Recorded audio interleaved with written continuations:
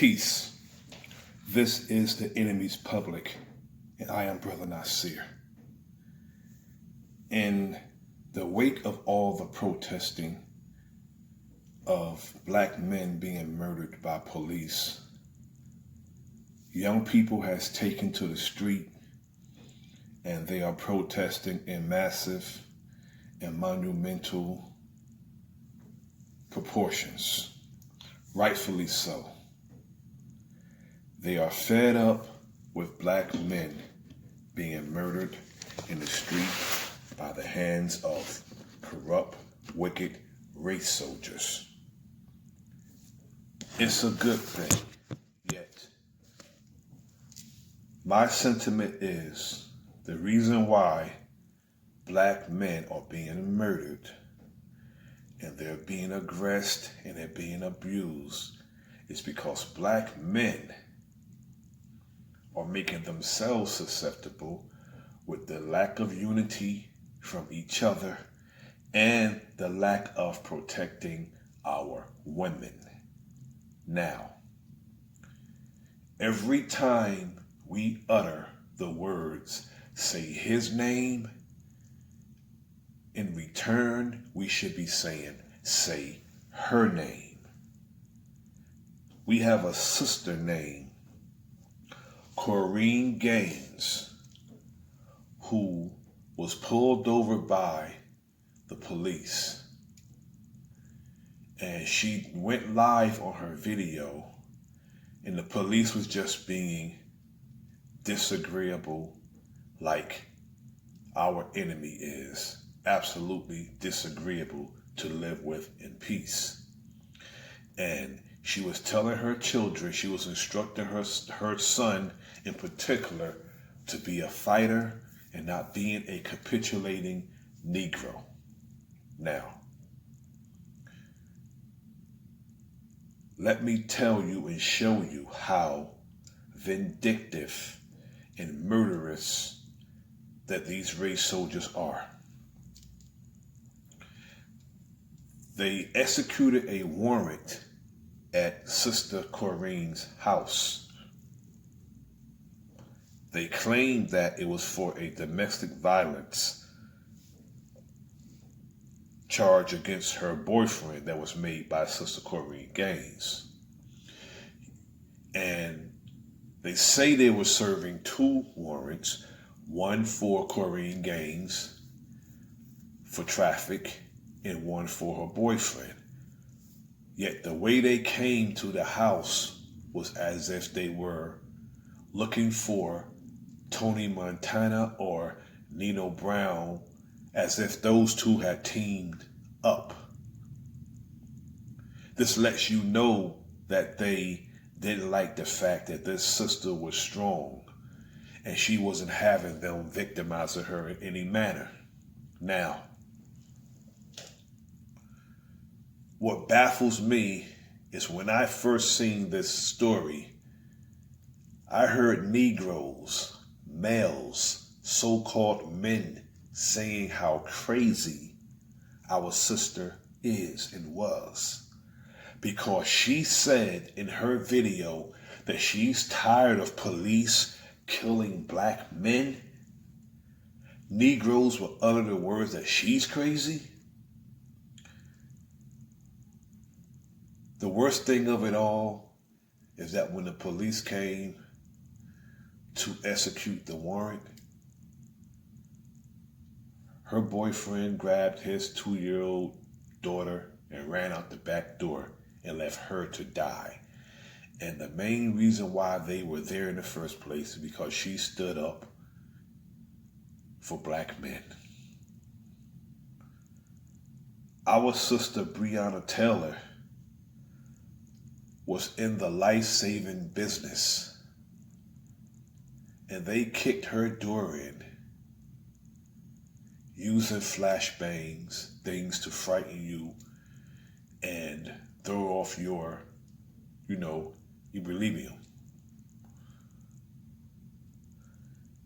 And when you wake someone up out of their sleep, yelling and screaming at them, after doing a no-knock warrant, how do you expect people to act? And the boyfriend did what any responsible, loving, caring, protective man would do. He returned fire, hitting the sergeant. And then they wanted to charge him with attempted murder when they kicked their door in. The wrong door, I may add. The sister's boyfriend, speaking on Breonna Taylor, Kenneth Walker, should be hailed as a hero. And he should be protected by us also. Because it's about time somebody raised hell and protected the black woman. Now, our sister to Tyisha Miller was murdered by Riverside Police Department after family members dialed 911 saying that she was unresponsive in her car. So they couldn't awake her. So you come and shoot into the car and put her into a deeper sleep, murdering her. Which is why I don't even call the police. Because they're not peacemakers. Now, our sister Rekia Boyd, on March 21st, 2012, an off-duty Chicago police detective, Dante Servine, shot our 22-year-old sister, Rekia Boyd, in the back of the head. Rekia was hanging out with her friends in the park when they started walking to the corner store. When the race soldier approached them, and then they got into a verbal altercation. Now, it wasn't with Rekia. It was with one of Rekia's friends that Officer Dante Servine got into a verbal altercation. Now, Servine fired 5 rounds at the young people from his unmarked patrol car. Fired outside the car. Sounds like a drive-by to me. And he hit the sister in the back of her head, meaning that she was not facing him and couldn't be any type of threat to him. This devil worked from March 21st, 2012, all the way into November 25th, 2013. After shooting his sister in the back of her head, he got over a year's pay after shooting her, before he was officially charged with involuntary manslaughter. The sister's family was rewarded with $4.5 million in a wrongful death settlement. And one of the worst of them all, brothers and sisters, 7-year-old Aiyana Jones, murdered by Joseph Weekly of the Detroit Police Department on May 16th, 2010. Weekly and a SWAT team were executing a warrant for a murder suspect in the wrong entire home when he shot 7-year-old Aiyana Jones in the back of her head. The baby, 7-year-old Aiyana Jones, was asleep under her Dora the Explorer blanket.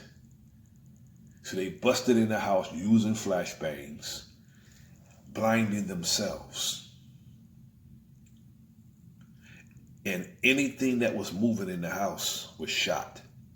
The baby was laying on the bed next to her grandmother, and the devil shot her murdering her.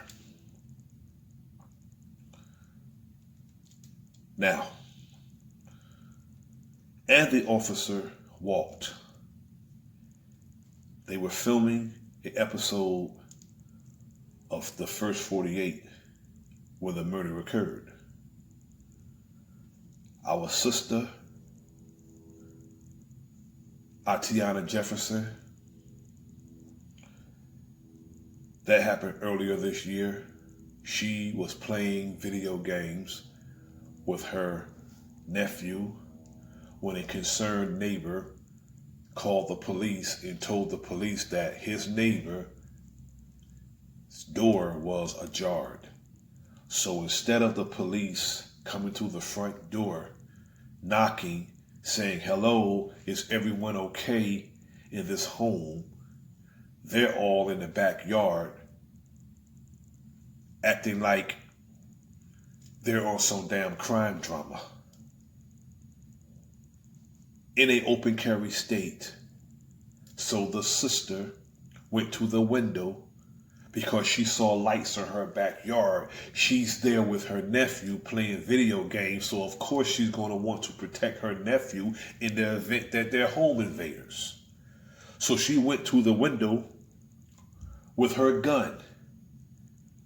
The police outside of her window, the numbskull said, "Show me your hands," and just fired in the damn window, killing the sister. It could have hit the baby. She had every right to shoot him. Every right. Now, our sister Natasha McKenna was killed by police after being tased. They tased her to death, basically executing her through electricity. Now, it's a whole big compilation of sisters who was murdered by police. And when we say our brothers' names, we need to say our sisters' name. We have Sandra Bland, who was pulled over by police, and because she sassed the police when the police asked her to put out her cigarette in her vehicle, he saw fit to pull her out of the vehicle, throw her to the ground, and arrest her. And she ended up dead in a jail cell, murdered by police. She didn't hang herself. No, she did not hang herself because that sister was well on her way with her career. So why would she end her life when she was there on business pertaining to her academics that was going to further her life? We have Shante Meyers. We have Miriam Cary. We have Ranisha McBride, Sakia Gunn, Shelley Frey, Tanisha Andersen. And the list goes on and on and on and on with our sisters.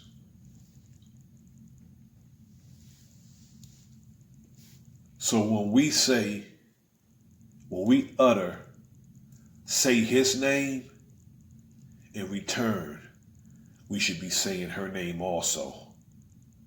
This is the enemy's public, and I am Bro.Nasir. Like, share, and subscribe. Leave a message in the comment section. Peace.